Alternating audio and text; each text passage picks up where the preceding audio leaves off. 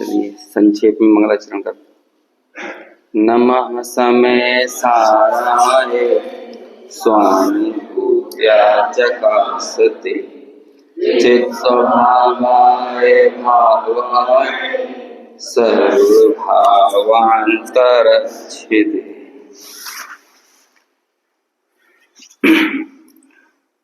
50 से 55 गाथाओं में जब 29 प्रकार के वर्णादि भावों को जीव के नहीं है ऐसा कहा,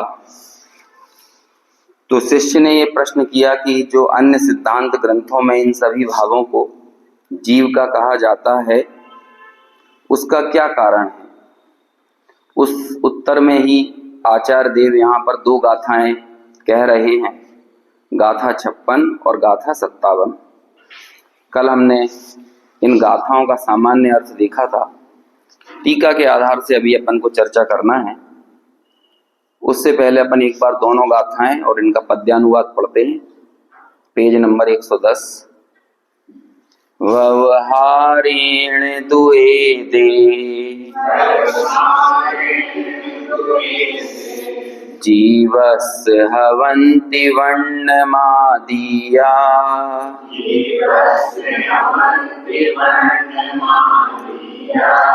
गुणठाणन्ता भावा न दुःखेणिच्छयणयस्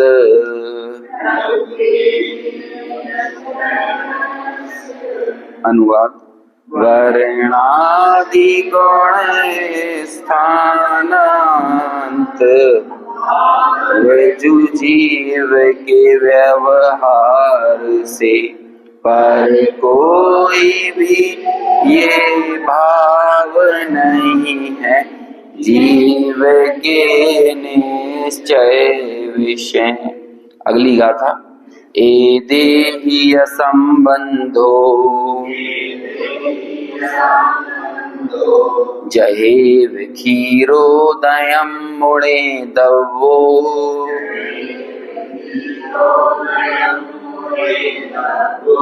नयन्ति तस्य तानि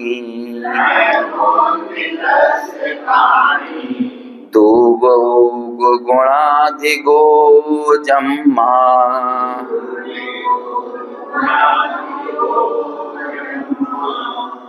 इन भाव से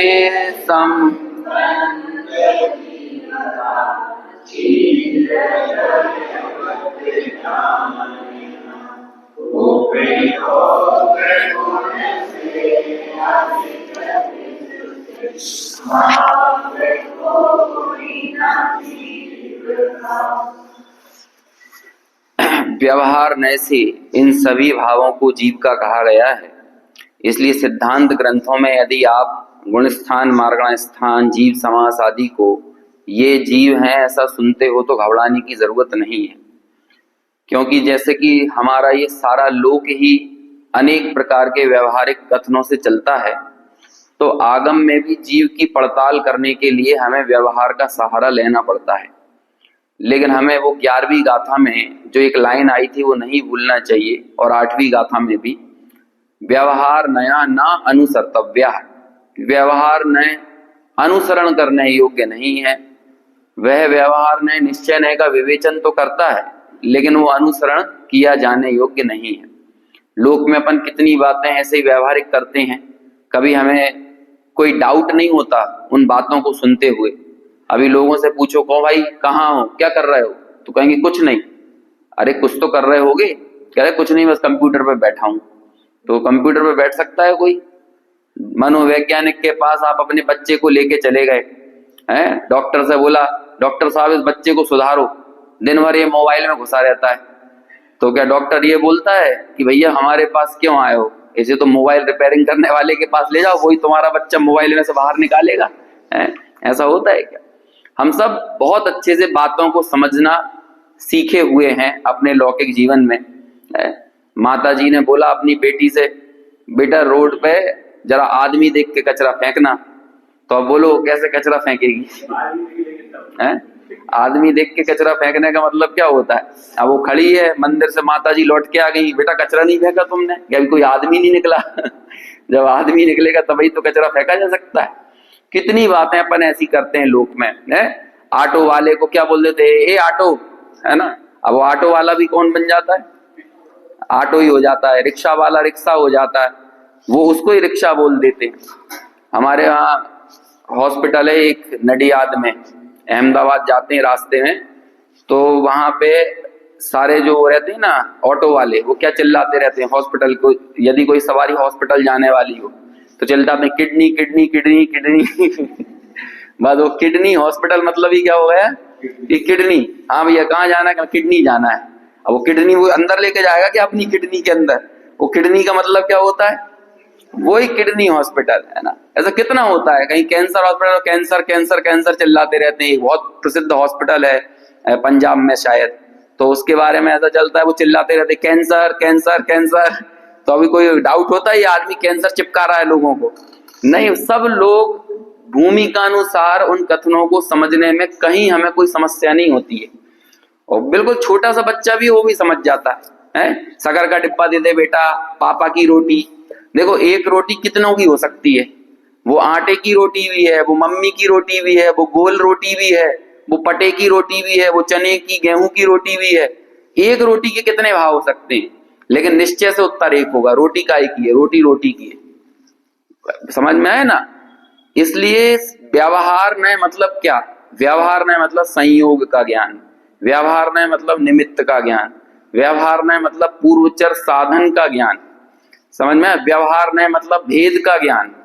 अब व्यवहार में कितनी सारी चीजें हो सकती हैं, जब तक आप मूल वस्तु को समझने आगे बढ़ रहे हो उससे पहले पूर्वचर साधन का ज्ञान कराया जाए, निमित्त का ज्ञान कराया जाए, संयोग का ज्ञान कराया जाए, भेद का ज्ञान कराया जाए, वो सब क्या है, व्यवहार में। लेकिन अनुभव किया जा सकता है क्या? ना तो पूर्वचर साधन कभी भी अनुभव में लाया जा सकता है, ना निमित्त का अनुभव किया जा सकता, ना संयोग का अनुभव किया जा सकता, और ना ही भेद का अनुभव किया जा सकता है। बस यही अन्वेषण के काल में और अनुभव के काल में अंतर है।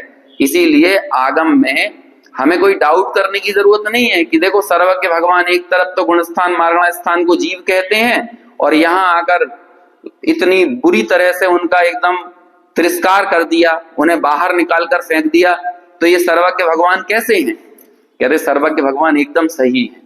उन्हें बहुत भली भांति इस बात का परिचय है कि हमें कब कहाँ किस व्यक्ति को कैसा ज्ञान कराना है। कथन हमेशा क्रमानुसार होता है, लेकिन ज्ञान अक्रम होता है। हमने जब कोई चीज समझ ली, सीख ली, तो वो ज्ञान कैसे होता है, अक्रम में ही होगा ना।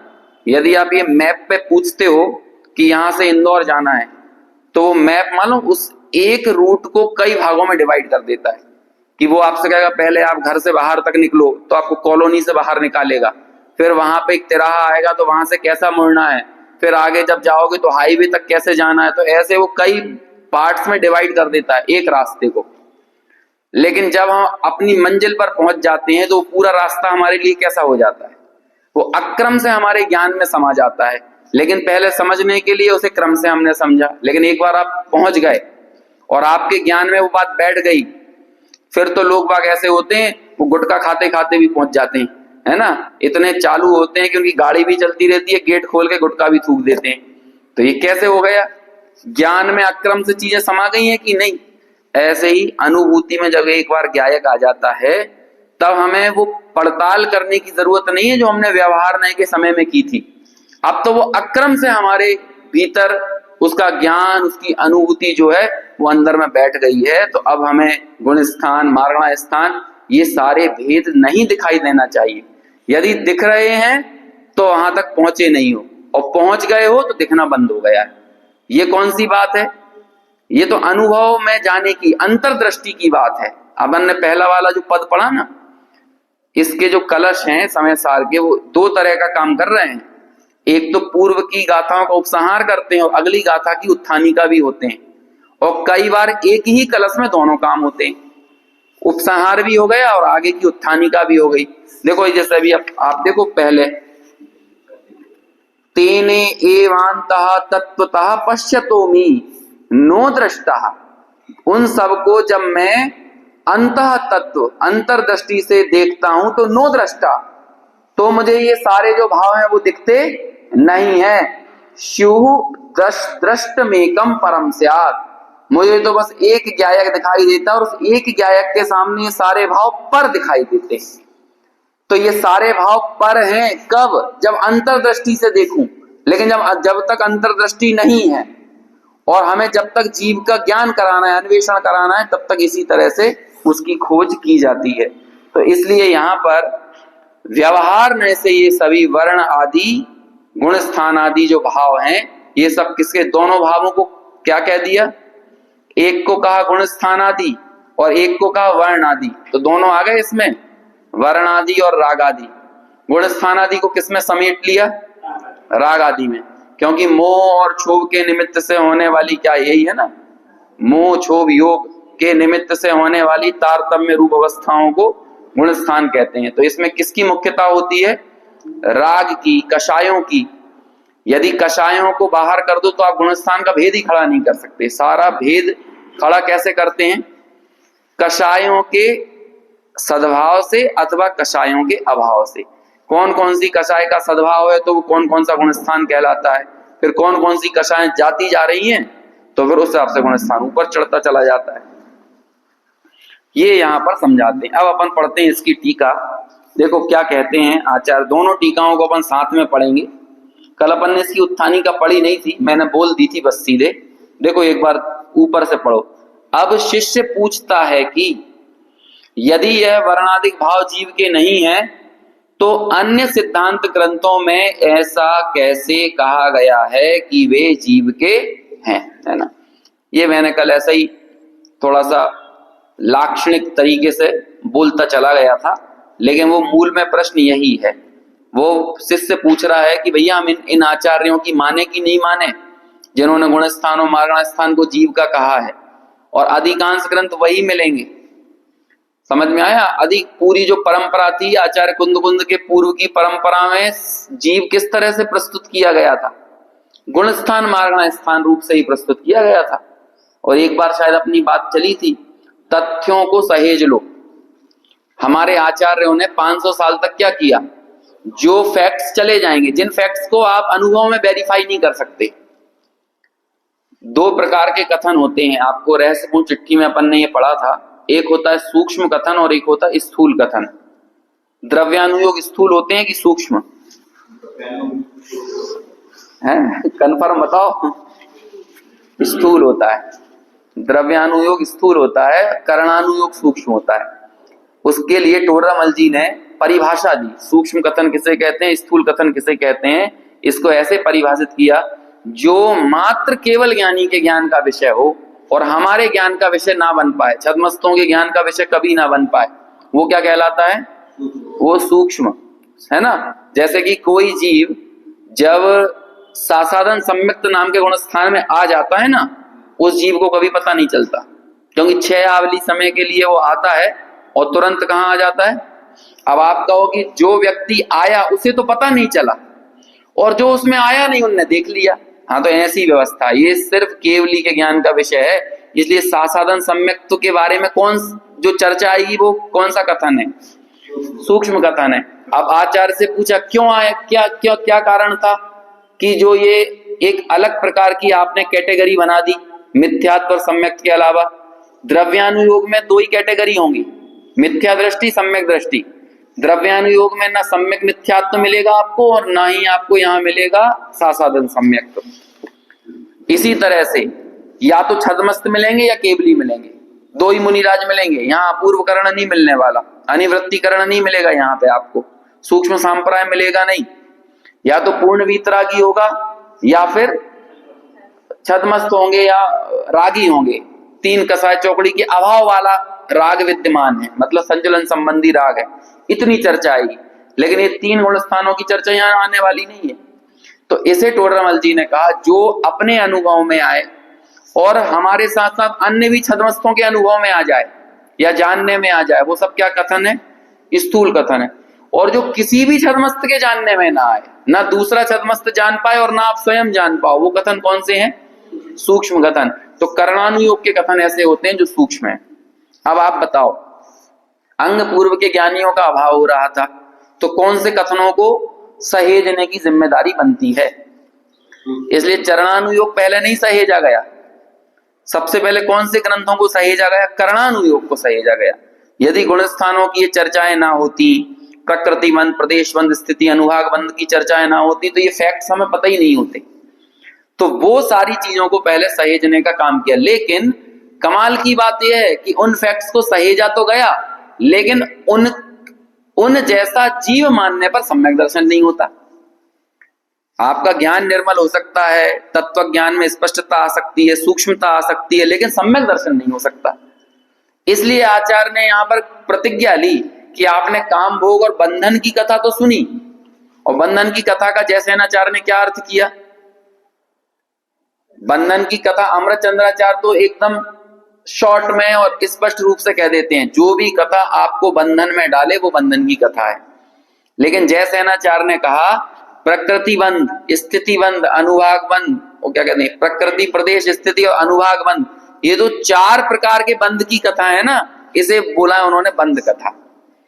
तो कहते हैं ये तो तुमने सुनी है, अनुभव किया है और परिचय किया है, अनुभव किया है, लेकिन इससे पृथक एकत्व की कथा ना सुनी है, ना परिचय किया है, ना अनुभव किया है। तो हम यहाँ पर जो बात कहने जा रहे हैं, अभी लिखित रूप से उसका कोई आगम प्रमाण मौजूद नहीं है। ये आचार्य कुंद ने जब ये ग्रंथ लिखा ना, इसे द्वितीय श्रुत स्कंद कहते हैं। प्रथम श्रुत स्कंद कौन सा है? ये जो पूरी आगम की परंपरा है वो कहलाती प्रथम श्रुत स्कंद, जिसमें 60 खंडागम आ जाता है, कषाय पाहुड़ वगैरह आ जाते हैं, और फिर उस परंपरा में लिखे गए सारे शास्त्र, चाहे वो तिलोय पंडिती आदि का कर्णानुयोग का प्रकरण हो, और फिर वो नेमी चंद्र सिद्धांत चक्रवर्ती तक आने वाले क्या कहते हैं, गोमट सार आदि ग्रंथ। नेमी चंद्र सिद्धांत चक्रवर्ती का नाम था, मालूम क्या नाम था उनका? हाँ, सिद्धांत चक्रवर्ती क्यों कहते हैं उनको? नहीं, सिद्धांत चक्रवर्ती क्यों कहते हैं? हाँ, जैसे चक्रवर्ती 6 खंड को जीतता है, ऐसे ही 60 खंडागम के 6 खंड को जीता उन्होंने। जीता मतलब जाना, तो इसलिए वो क्या कहलाए? नेमी चंद्र सिद्धांत चक्रवर्ती, गोमट सार ग्रंथ। और वो पूरा गोमट सार आदि जो ग्रंथ लिखे हैं उन्हीं के आधार पर लिखे, मतलब 60 खंडागम के आधार पर धवला, और धवला के आधार पर फिर गोमट सार आदि ग्रंथ लिखे गए। टोडरमल जी को तो धवला मिला नहीं था, अपन को तो मिल भी गया है। टोडरमल जी के पास तो क्या अवेलेबल था? गोमट सार। तो गोमट सार के आधार पर ही उन्होंने पूरा का पूरा जो सम्यक ज्ञान चंद्रिका जैसी टीका बनाई है, और कई प्रमाण उनके पास उपलब्ध नहीं थे क्योंकि धवला नहीं था ना। बाद में कई जगह पर जो अटकाव आ रहा था, तो टोडरमल जी ने उसको छोड़ दिया, उस विषय को नहीं छेड़ा। बाद में फिर अपनी उज्ज्वला बहन वगैरह को पुराने ग्रंथ भी मिल गए, तो जो जगह टोडरमल जी ने छोड़ी थी, उन्होंने क्या किया, उन्होंने उन क्या कहते हैं उन प्रकरणों को बोलते हैं त्रुटित प्रकरण थे ना, वो कुछ ऐसे उन प्रकरणों को जोड़ दिया। तो ये भी एक बड़ा महान काम है। तो इसलिए पूरी जो एक परंपरा बनी, उस परंपरा ने क्या काम किया? कर्णानुयोग को सहेजा, क्योंकि वो सूक्ष्म विवेचन करने वाली बातें थी। लेकिन ये जो अनुभव में आ सकती है हम और आपके अनुभव में ये नहीं आ सकता कि आप अब साधारण सम्यक गुण स्थान में चले गए हो, और वहां पर तो टोडरमल जी ने उदाहरण दिया, जब मुनिराज सातिशय अप्रमत्त गुण स्थान से पूर्ण वीतरागता की ओर आगे बढ़ रहे होते हैं, तो जो 8वां 9वां 10वां गुण स्थान होता है ना, बहुत थोड़े समय का होता है, सेकंडों का होता है। हम अंतर्मूर्त बोल तो देते हैं, सेकंडों का होता है। कहो तो 2-4 सेकंड में ही केवल ज्ञान तक पहुंच जाए, सातिशय अप्रमत्त से इतने जल्दी। वो 2-4 सेकंड भी अंतर्मूर्ति कहलाते। अब वो इतने से काल में मालूम क्या काम होता है? योग संक्रांति, व्यंजन संक्रांति, अर्थ संक्रांति, ये सब काम होता है। एक अर्थ से दूसरे अर्थ पे जाते हैं, दूसरे अर्थ से स्वा से पर पे जाते हैं। अब वो किस स्वा को छोड़कर कितने पर जा रहे हैं, ये आप बता सकते हो? ये उनके ज्ञान में भी नहीं आता है। जो मुनिराज पूर्ण वीतरागता की ओर बढ़ रहे होते हैं, वो भी नहीं जान पाते कि कहाँ उनका उपयोग अपने आत्मा से स्वा से हटकर पर चला जाता है, और जिस पर उनका उपयोग जाता है वो पर मतलब क्या, ये भी नहीं मालूम है। अब कोई स्थूल पर तो होता नहीं है। यदि स्थूल पर हो, स्थूल पर मतलब जैसे कि ये शरीर में हूं, ये संयोग में हूं, इस तरह का स्थूल पर तो है नहीं। वो कितना बारीक स्व पर का अध्यास होता है, एकत्व स्व और पर के एकत्व का जानना होता है, और इसी समय उनका शुक्ल ध्यान भी आगे बढ़ जाता है। पहला है ना एकत्व वितर्क, पृथकत्व वितर्क, पहला कौन सा है? हाँ, पहला एकत्व वितर्क ही है ना, फिर पृथकत्व वितर्क। ये वितर्क मतलब क्या होता है? पृथक एक में होता है विचार और फिर एक होता है अविचार। तो अविचार में क्या होता है? वो विकल्पों का जो पहले जत्था था वो हट गया, और जब तक विचार नाम का शुक्ल ध्यान चल रहा है तब तक वो अनेक प्रकार के विकल्प हो रहे हैं। अभी इतना महीन काम शुक्ल ध्यान की श्रेणी चढ़ते हुए जीव ऊपर पहुंच जाता है, और उस समय उसे समझ में नहीं आता कि कब उसका उपयोग अपने स्व से हटकर पर भी जा रहा है, और फिर पर से तुरंत स्व पर आ रही, संक्रांति हो रही है। संक्रांति मतलब क्या होता है? पलटना, है ना, एक जगह से दूसरी जगह ये पलटना, गड्ढमड्ढ हो रहा है ना। सूर्य मकर राशि से, हाँ, उत्तरायण से दक्षिण में आ गया, तो इसे हम क्या बोलते हैं? पलटने को संक्रांति बोलते हैं ना। ऐसे उपयोग की ऐसी संक्रांति होती है, लेकिन वो ज्ञान का विषय नहीं बनती। अब आप ये बताओ, यदि ये कर्णानुयोग में ये प्रकरण ना होते तो हमें पता चलता। लेकिन कमाल की बात यह है, आप उस संक्रांति पर दृष्टि मत करो, आप कर्मों पर दृष्टि मत करो, और मैं आत्मा हूं, बस एक इस बात की अनुभूति रखो, तो कर्मों का वो सारा काम सहज व्यवस्थित है। उस व्यवस्था को हटाने, मिटाने, जुटाने के लिए हमें कुछ नहीं करना पड़ता है।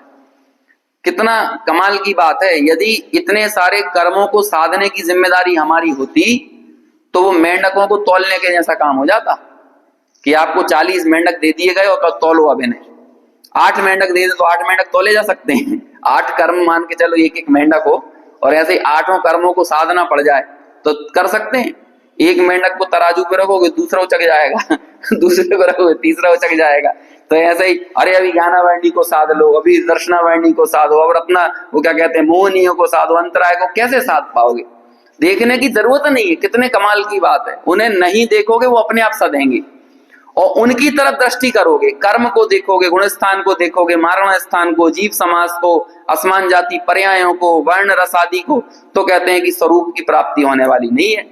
अब करें क्या? जब तक संसार में आपको जीव मिलेगा तो इन्हीं किन्हीं अवस्थाओं में मिलेगा। इसलिए हमें उस व्यवहार का ज्ञान कराना पड़ता है कि देखो जीव कहाँ है, इन गुण स्थानों में है, इन मारण स्थान में, इन जीव समास में है।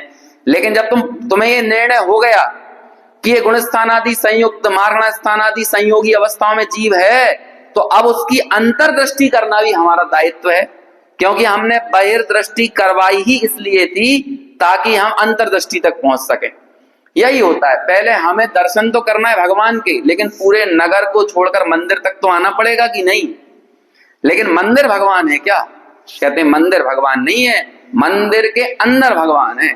तो ये मंदिर मतलब हो गया गुणस्थान मार्गण स्थान, और उसके अंदर जो भगवान है वो कौन है?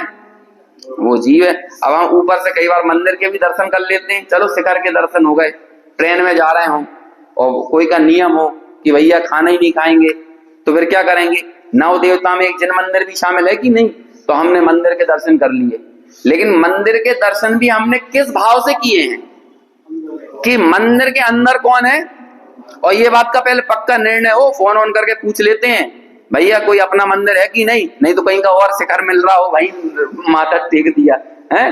जैसे कई आजकल की युवा पीढ़ी है ना, पता नहीं वो क्या, वो जैन भी होगा ना तो ऐसे ऐसे कर लेगा जैन भी ऐसे ऐसे कर लेता है, उसे पता नहीं मोटरसाइकिल बजा रहा होगा, ऐसे ही मोटरसाइकिल पे मंदिर के सामने निकलता और मुंडी ऐसी करके निकल जाता है। तो ऐसा थोड़ी, निर्णय तो करो पहले। तो फोन करके अपन पता कर लेते हैं, हाँ भैया अपने ही है, अपने ही भगवान है, पूर्ण वीतरागी हैं, अंदर कोई चंदन मंदन फूल वूल ये सब तो नहीं चढ़ाए जाते। सब पूछ लिया तब जाकर वो शिखर को वंदना है। तो वो शिखर की वंदना है कि शिखर के अंदर बैठे भगवान की वंदना है? आगे आएगी ये दृष्टि के कमाल की चर्चा आएगी आश्रव अधिकार में। जो शुद्ध भावे आत्म को वो शुद्धता को प्राप्त हो, अविशुद्ध भावे आत्म को अविशुद्धता ही प्राप्त हो। अशुद्धता के बीच में शुद्ध आत्मा की दृष्टि करेगा जो व्यक्ति, वही शुद्धता को प्राप्त होगा। दृष्टि का कमाल है, समझ में आया? यहाँ पर 400 आदमी बैठे हो और बाहर से एक आदमी को पीछे आया, बिल्कुल चप्पलों पे बैठ गया जाके, और चप्पलों पे बैठ के वहीं से ऐसा कर रहा है, तो बोलो वो 400 लोगों में किसको नमस्कार कर रहा है? किसको नमस्कार कर रहा है? जिनवाणी को। जिनवाणी दूर, 400 लोगों में ना वक्ता को नमस्कार है, ना यहाँ बैठे हुए किसी अन्य व्यक्ति को नमस्कार है, वो वहां से क्या कर रहा है? दृष्टि में। इसे बोलते हैं दृष्टि किस पे है। ऐसे इन सारे संयोगों के बीच में हमारी दृष्टि किस पर है, ये ज्यादा महत्वपूर्ण है।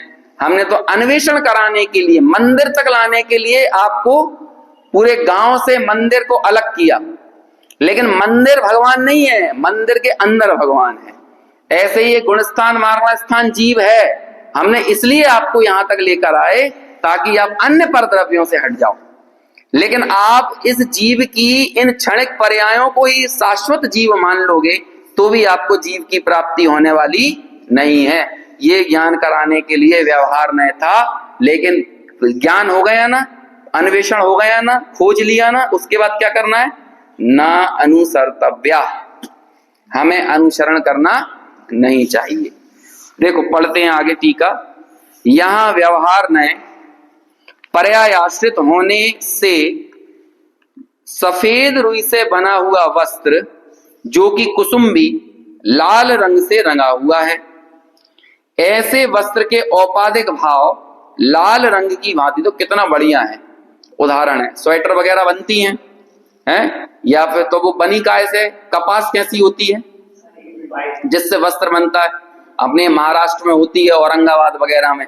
अपने एक बहुत अच्छे मुमुक्षु हैं, सेलू करके एक जगह है, सेलू क्या कहते हैं, औरंगाबाद से आगे और जालना के आगे वहीं कहीं है, परभणी डिस्ट्रिक्ट में। तो उनकी बहुत बड़ी कपास की फैक्ट्री है, तो वो ले गए दिखाने के लिए, है ना। नीलेश जी विनायके करके हैं, अपना स्वाध्याय भी सुनते हैं वो। तो बताते हैं वो पेड़ों से ऐसी थोड़ी थोड़ी सी वो कपास निकल कर आती है, और फिर उसकी धुनाई होती है, तो पूरी बहुत बड़ी बड़ी मशीनें लगी हुई हैं, अच्छी खूब बड़ी उनकी फैक्ट्री है।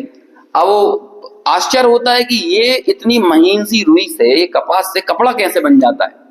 तो वो दिखाते हैं, देखो हम कौन सा कपास आगे एक्सपोर्ट करते हैं, हम कैसी कपास आगे भेजते हैं, और फिर वही कपास देखो पहले वाइट थी, फिर वो वस्त्र धागे रूप में आ गई, वस्त्र रूप में आई, और फिर बाद में उसकी रंगाई कर दी। सांगानेर करके, सांगानेर है ना अपना, तो वहां पर आप नालियों को देखोगे तो रंग बिरंगी नालियां मिलेंगी सांगानेर में। तो काय के कारण हो जाती है वो रंग बिरंगी? क्योंकि एकदम प्लेन सफेद उनके पास कपड़ा आता है, और फिर वही चद्दरों में अलग अलग रंगों के चादर बनते हैं, अलग अलग बेडशीट बनती हैं, अलग अलग साड़ियां बनती हैं, तो पूरी रंगाई पुताई हो जाती है। तो ये जो रंग बिरंगा पना है, इसे बोल रहे हैं औपाधिक भाव। ये उसका स्वरूप नहीं है। स्वरूप तो क्या है? स्वच्छ धवल सफेद, है ना। कपड़ा खरीदा जाता है, अलग अलग तरह का कपड़ा खरीदा जाता है, और फिर डिजाइनरों को, कंपनियों को, मशीनों को दे देते हैं। ऐसे एक ही तरह की साड़ी बनाने के लिए कई तरह के लोग काम करते हैं। एक व्यक्ति काम करेगा उसको रंग बिरंगा करने का, फिर एक करेगा उसमें जरी बरी करने का, उसमें डिजाइन करने का, तो ऐसे करके एक अंतिम प्रोडक्ट निकल कर सामने आता है। यही यहां पर कह रहे हैं, सफेद रुई से बना हुआ वस्त्र जो कि कुसुम्बी यानी लाल रंग से रंगा हुआ है, ऐसे वस्त्र के औपाधिक भाव लाल रंग की भांति पुद्गल के संयोगवश। अब हमारा भी ये गुणस्थान मार्गण स्थान कैसे हो रहा है? हम भी रंगे हुए हैं गुणस्थान मार्गण स्थान से, अनादिकाल से ऐसी स्थिति है। देखो यहां पर रुई के वस्त्र का उदाहरण दिया है, और अगली गाथा में काय का उदाहरण है? दूध पानी का है। जल पय ज्यों जिए तन मेला, पै भिन्न भिन्न नहीं भेला, तो प्रगट जुदे धन धामा। और क्या है आगे? हाँ, क्यों है मिली सुतरामा, है ना। ये जब जल और पानी जो कि एकदम, और वो जल पानी कोई मिलाता नहीं है, बिल्कुल आप गाय के सामने बैठकर, कई लोग रहते हैं ना गैया का बिल्कुल सामने से दूध निकलवा के लाते हैं, तो कहते हैं भहीं से निकलवा के लाओ आप, तो वो उसमें कोई दूध मिला के भेज रहा है क्या? अंदर कोई बैठा हुआ है? अपन बोलेंगे भाई दूध बहुत पतला हो गया, तो नहीं, आप वहीं बैठे हो ना, तुरंत का निकला हुआ, गाय के थन से निकला हुआ जो दूध है वो ही पानी से मिला हुआ है। तो ये कैसे पता चला कि वो पानी से मिला हुआ है? गर्म करने पे पता चल जाता है, पानी अलग हो जाता है। और हंस हो, है ना, नीर क्षीर विवेकवान, हंस को बहुत क्या कहते हैं, ज्ञानियों को हंस की उपमा दी जाती है। कहते हैं कि जैसे हंस उस पानी को छोड़ देता है और दूध को ग्रहण कर लेता है। अच्छा, इनकी गजब की दोस्ती है, लेकिन पानी की और दूध की, समझ में आया कितनी गजब की मित्रता। जब गर्म किया जाता है तो कौन, पानी कहता है कि मैं जा रहा हूं ऊपर, है ना, लेकिन जब पानी ऊपर चला जाता है तो फिर थोड़ी देर बाद दूध भी, अरे तू अकेला कहां जा रहा है, मैं भी आता हूं, तो दूध भी उपन जाता है। और फिर दूध और पानी दोनों उपन कर वो आग को बुझा देते हैं जिस पर वो गर्म हो रहे होते हैं, है ना। तो ऐसी वो मित्रता है कि नहीं उनकी। लेकिन फिर भी खैर, अभी वो मित्रता को अपन को नहीं बताना है। अपन को ये पता चलता है कि जब आप उसे गर्म करते हो, जब वो किसी अग्नि के उष्णता के संयोग में आता है, तो पानी अलग होते हुए देखा जाता है।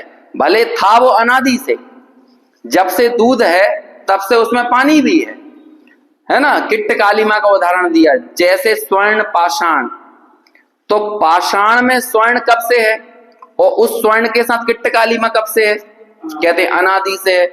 लेकिन वो किट्ट कालिमा संयोगी है, ये बात कैसे पता चलेगी। टोडरमल जी ने इसकी 27 नंबर के पेज पे परिभाषा दी। 27 नंबर का पेज काय का, मोक्ष मार्ग प्रकाशक का। संयोग किसे कहते हैं, उन्होंने ये परिभाषा नहीं दी संयोग की कि जो मिलाए जाते हों वो संयोग हैं, जो मिले हुए होते हों वो संयोग हैं, ऐसी परिभाषा नहीं दी। मालूम उन्होंने क्या परिभाषा दी, जिनका वियोग सुनिश्चित है उन्हें संयोग कहते हैं, है ना। क्या परिभाषा है, जिनका वियोग सुनिश्चित है। अब जिसका वियोग ही होना है, क्या वो दृष्टि करने लायक हो सकता है। तो वो पानी का अलग हो जाना इस बात का एक उदाहरण है कि ये भले ही अनादि से क्यों ना हो, जब से दूध की सत्ता हो तब से भले इसमें पानी क्यों ना हो, लेकिन पानी इसका स्वभाव नहीं है। ऐसे ही अनादि से कर्म हमारे साथ हैं, ये संयोग है कि नहीं, कैसे सिद्ध करेंगे, क्योंकि एक सिद्ध भगवान हम सारे जगत के जीवों के सामने एक नजीर प्रस्तुत कर देते हैं। नजीर मतलब उदाहरण पेश कर देते हैं, एक नमूना दे देते हैं हम सबके लिए कि जब हमारे अलग हो सकते हैं तो तुम्हारे अलग क्यों नहीं हो सकते। और हमारे अलग इसलिए हुए हैं क्योंकि वो अलग थे, और तुम्हारे भी अलग ही हैं। लेकिन समस्या ये है कि तुम उन्हें अलग मानते नहीं हो, जानते नहीं हो, आचरते नहीं हो। और जिस दिन जान जाओगे, मान जाओगे, आचर लोगे, उस दिन तुम्हारे भी अलग हो जाएंगे। इसलिए देखो, सबसे पहले मंगलाचरण में किसको खड़ा किया था, यहाँ उन सिद्धों को नमस्कार किया जा रहा है जिन सिद्धों का ध्यान से भव्य जन भी सिद्धों जैसे होने की प्रेरणा संजो लेते हैं, सिद्धों जैसे स्वरूप का ध्यान कर लेते हैं। ऐसे सिद्धों का नमस्कार किया था ना यहाँ पे। तो एक सिद्ध भगवान कितना बड़ा काम करके जाते हैं। तो इसलिए आगे के गाथा में वही उदाहरण देकर क्या समझाएंगे कि जैसे पानी और दूध आपस में मिले हुए हैं, एक क्षेत्रावगाही हैं, लेकिन एक क्षेत्रावगाही होने के बावजूद भी वे कभी एक नहीं होते। ये वस्तु की स्वतंत्रता है, और ये वस्तु की स्वतंत्रता आत्मानुभव के बगैर समझ में नहीं आ सकती। देखो, मैंने यहाँ पंचास्ति का एक ग्रंथ निकाल के रखा था, क्योंकि आते आते ही मुझको एक गाथा याद आ रही थी। यहाँ पर तो सिर्फ 2 द्रव्यों का एक क्षेत्रावगाह संबंध दिया है। आपको पता है आपके साथ कितने द्रव्य एक क्षेत्रावगाह संबंध में हैं? 6 ही द्रव्य हैं, लेकिन हमें क्या बाकी 4 द्रव्यों का विचार नहीं आता, 2 द्रव्यों का विचार ही आता है ज्यादातर। पुद्गल को हम अपना मानते हैं, हम कभी धर्म और अधर्म द्रव्य को अपना नहीं मानते। देखो शायद इसकी 8वें नंबर की गाथा होना चाहिए। अन्नोन्नम पविसंता करके एक बहुत अच्छी गाथा है, 7।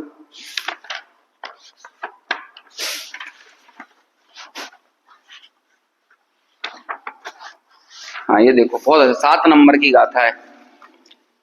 ये वास्तु स्वातंत्र की सर्वोत्कृष्ट उद्घोषणा है। ये पंचास्ति का ग्रंथ। अन्नोन्नम पविसंता दिनता ओगास मन्न मन्नस। क्या कहते हैं? एक दूसरे में प्रवेश करते हैं। 6 द्रव्यों का स्वरूप बता रहे हैं। कैसे हैं 6 द्रव्य? एक दूसरे में प्रवेश करते हैं, एक दूसरे को रहने के लिए जगह देते हैं। दिनता देते हैं। क्या दिनता? ओगास अवकाश। मन्न मन्नस मतलब ओगासम, अन्न अन्नस। अन्न अन्नस मतलब एक दूसरे को अवकाश देते हैं, फसम फस नहीं होते है ना। अपन लोग कहते हैं हमारी सीट पे तुम मत बैठ जाना, लेकिन 6 द्रव्य क्या कहते हैं, नहीं तुम भी यहीं रहो, हमारी अकेली बापोती थोड़ी है ये लोग, तुम्हारा भी है। तो सब 6 के द्रव्य एक दूसरे में प्रवेश करते हैं और एक दूसरे को अवकाश देते हैं। लेकिन फिर भी कमाल की बात देखो, एक क्षेत्र आपका संबंध से है, अवकाश दे रहे हैं, प्रवेश कर रहे हैं।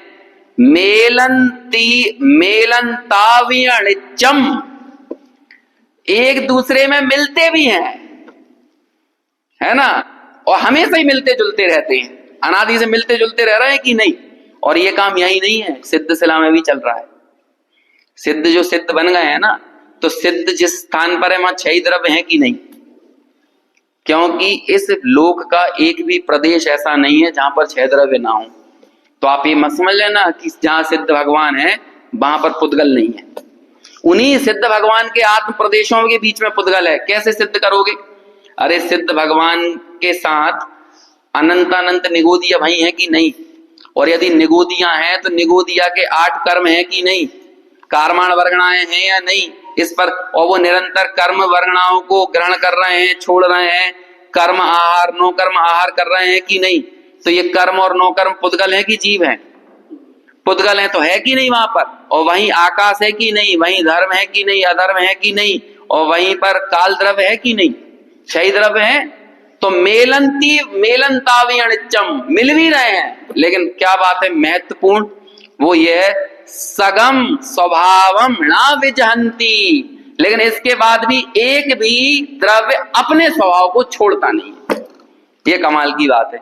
ये तो 6 द्रव्यों की कॉमन बात कही, यहां पर इस पे स्पेसिफिक बात क्या है? कॉमन बात तो वहां यहां कह दी, स्पेसिफिक बात देखो। और ये वाली लाइन पढ़ के आपको क्या याद आना चाहिए? उब ओग गुणा देखो, क्या याद आ रहा है इसको पढ़ के? नहीं, कुछ याद आना चाहिए आपको, अपन ने इस पे बहुत जोर दिया था पहले। टेस्ट है आपका, बीच बीच में छोटा छोटा टेस्ट कर लेते हैं। उपयोग गुणा देखो, उपयोग गुण अधिक दिखना चाहिए। बोलो क्या अधिक दिखना चाहिए? एक जगह पढ़ा था अपन ने। हाँ बस आ गए आपको समझ में। 31 नंबर की गाथा में राण सावादियम क्या कहते हैं? जो इंद्रियों में मस्त नहीं है, लेकिन इंद्रियों के बीच में जिसे ज्ञान स्वभाव सबसे ज्यादा दिखता है, ऐसे ही इसे पुद्गल द्रव्य के बीच में मिले हुए होने पर भी कौन सी चीज ज्यादा दिखना चाहिए? उपयोग गुणा देखो, उपयोग गुण ज्यादा दिखना चाहिए। और ये उपयोग गुण ऐसा है। अब आप इस उपयोग गुण को लेकर चलो, आप गुण स्थान, मार्गणा स्थान, जीव समाज सबको देखो, लेकिन इन सब में किसको ज्यादा देखो? उपयोग गुण को। और जब आप उपयोग गुण को ज्यादा देखोगे तो आपको ये गुण स्थान, मार्गणा स्थान सब किस क्या दिखने लगेंगे? पुद्गल का परिणाम दिखने लगेंगे। यदि उपयोग गुण नहीं दिखेगा तो जो पहले 29 बार बोल के आए ना अमृत चंद्राचार्य, क्या बोला 29 बार? ये मेरा स्वभाव नहीं है, ये जीव से अन्य भाव है। क्यों? क्योंकि ये पुद्गल द्रव्य के परिणाम। 29 बार बोल के आए। किसकी ताकत पर बोला 29 बार? है? एक छोटा सा 3 साल का बच्चा हो और 10 बड़े बड़े मुस्तंडे खड़े हों, है ना, और 10 मुस्तंडों को जाके चिल्ला के आ जाए, डांट के फटकार के आ जाए, क्या बोले? अरे तो हमारा कुछ ना बिगाड़ पाओगे। कोई 3 साल का बच्चा है, टिंगू सा बिल्कुल, है ना, और वो जाके उनको बड़े बड़े मुस्तंडों को बोलता है तुम में हिम्मत नहीं है कुछ हमारे बिगाड़ने, तुम में दम हो तो बिगाड़ के बताओ। तो वो 10 लोग भी, वो बड़े बड़े मुस्तंडे सोचेंगे कौन की दम पे बोल रहा है ये? किसकी दम पे बोल रहा है? इतनी बड़ी बात किसके दम पे बोल रहा है? तो ऐसे ही ये गुण स्थान, मार्गणा स्थान, अध्यात्म स्थान, विशुद्धि स्थान, संकलेश स्थान, ये सब मेरे स्वभाव नहीं। तो ये 29 के 29 सोचने लगे किसकी दम पे बोल रहा है? किसकी दम पे बोल रहा है? उपयोग के दम पर बोल रहा है, क्योंकि तुम सब में उपयोग नहीं है। गुण स्थान में उपयोग नहीं है, मार्गणा स्थान में उपयोग नहीं है, संकलेश में उपयोग नहीं, विशुद्धि में उपयोग नहीं। ये सबको परिभाषित किया है या तो वर्णादि से या रागादि से, बस ये है। तो कहते हैं ये सब क्या है? औपाधिक भाव है। वो यहाँ कह रहे हैं कि जैसे वस्त्र के ऊपर रंग बिरंगे कलर पोत दो तो वो रंग बिरंगा वस्त्र हो गया क्या? लाल वस्त्र, नीला वस्त्र, पीला वस्त्र, काला वस्त्र। लेकिन जो वस्त्र मात्र का ज्ञाता हो वो क्या कहेगा? वो वस्त्र की उस मूल स्वभाव से वस्त्र का निर्णय करेगा, उसे लाल, पीले, काले, नीले होने से निर्णय नहीं करेगा। समझ में आया? चमक तो किसी अन्य वस्त्र की बहुत ज्यादा हो सकती है, किसी की कम हो सकती है, लेकिन वस्त्र की क्वालिटी उस चमक में नहीं है। वस्त्र की क्वालिटी तो वस्त्र में है। वो यहां कह रहे हैं ऐसे वस्त्र के औपाधिक भाव की भांति पुद्गल के संयोगवश अनादि काल से जिसकी बंद पर्याय प्रसिद्ध हैं। ये क्या है? ये पुद्गल के संयोग के कारण कौन प्रसिद्ध हो रही है? ये गुणस्थान मार्गण स्थानों में बंद पर्याय प्रसिद्ध हो रही है। यदि आप इन गुणस्थान मार्गण स्थान को ही देखोगे तो बंद को देख रहे हो। और हमने तो शुरुआत में ही संकल्प लेके आए हैं कि हम आपको काम, भोग और बंद की कथा नहीं सुनाएंगे। हम आपको क्या सुनाएंगे, क्या दिखाएंगे? एकत्व विभक्त भगवान आत्मा दिखाएंगे। और वो एकत्व विभक्त भगवान आत्मा कहां दिखेगा? जब आप इसे औपाधिक भावों से रहित देखोगे। ऐसे जीव के औपाधिक भाव यानी वर्णाधिक का अवलंबन लेकर प्रवर्तमान होता हुआ यह व्यवहार में, अब ये व्यवहार में कैसे प्रवर्तित होता है? इन्हीं औपाधिक भावों का अवलंबन लेकर लाल, पीले, काले, नीले वस्त्रों को। क्यों? क्योंकि यदि आप ऐसा नहीं करोगे तो लोक व्यवहार मुश्किल हो जाएगा। अभी हम बोले आपका नाम क्या है? कि शुद्धात्मा। आपका क्या है? शुद्धात्मा। आपका क्या है? शुद्धात्मा। आपका क्या है? शुद्धात्म। तो हम सब लोग शुद्धात्म शुद्धात्म करने लगे तो वो लोग केवाईसी कैसे अपडेट होगी? नो योर कस्टमर कैसे करोगे? समझ में आया? अभी क्या है कि आप सब लोग जाओगे और अपने अपने अकाउंट करोगे, भैया अकाउंट फ्रीज हो जाएगा कि नहीं? बैंक अकाउंट का क्या होगा? सबके फ्रीज हो जाएंगे। तो हम औपाधिक भावों से व्यवहार में परिचय करेगा। अरे बैंक अकाउंट फ्रीज तो बाद में होगा, पहले खुलेगा ही नहीं। समझ में आया ना? सब अपना अपना शुद्धात्म शुद्धात्म नाम बताएंगे। तो कहते हैं व्यवहार में इन संयोगों का आलंबन लेके ही प्रवर्तमान होता है। इसलिए इसकी जरूरत पड़ती है हमें उसको विवेचन करने के लिए, कथन करने के लिए। लेकिन क्या कहते हैं? वह व्यवहार में दूसरे के भाव को दूसरे का कहता है और निश्चय नए द्रव्याश्रित होने से। व्यवहार ने कैसा था? पर्यायाश्रित होने से। देखो परिभाषा यहीं से शुरू हुई थी। वो पर्यायाश्रित होने से दूसरे के भाव को दूसरे का कहता है, जीव के भाव को पुद्गल का कहता है, पुद्गल के भाव को जीव का कहता है। लेकिन निश्चय ने कैसा है? द्रव्याश्रित होने से केवल एक जीव के स्वाभाविक भाव का अवलंबन लेकर प्रवर्तमान होता हुआ। बोलो निश्चय ने किसको पकड़कर आगे बढ़ता है? एक उपयोग को, क्योंकि वो ही है ना उसका एकमात्र भाव। तो एक भाव को लेकर वो आगे बढ़ता हुआ, प्रवर्तमान होता हुआ, दूसरे के भाव को किंचित मात्र भी दूसरे को नहीं कहता। पुद्गल के भाव को पुद्गल का कहता है, जीव के भाव को जीव का कहता है, दूसरे के भाव को दूसरे का नहीं कहता, यानी निषेध करता है। यदि आप एक के भाव को दूसरे का कहोगे तो इसका तो वो निषेध करेगा। इसलिए है ना, ये युक्ति है। इसलिए वर्ण से लेकर गुणस्थान पर्यंत जो भाव हैं वे व्यवहार नय से जीव के हैं और निश्चय नय से जीव के नहीं हैं। ऐसा भगवान का स्यादवाद युक्त कथन करना योग्य है। आगे 57वीं गाथा है। सोचा था कि ये दोनों कर लेंगे आज, लेकिन समय अभी अपना हो गया है, तो इसलिए अभी 57वीं गाथा की टीका पर आगे कल चर्चा।